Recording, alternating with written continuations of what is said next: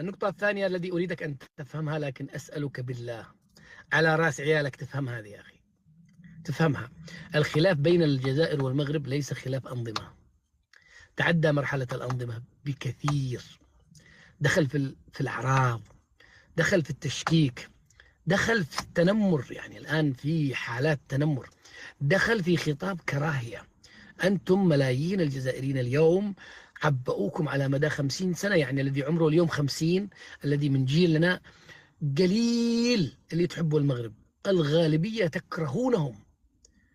وحتى لو فرضنا، اسمع ليش هذا الخطاب؟ ليش هذا الخطاب؟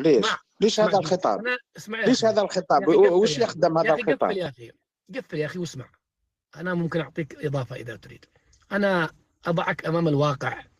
أنا لا تجي لي مثل هذاك بين قوسين تصرفوا لكم كلام نظري وكلام وجداني.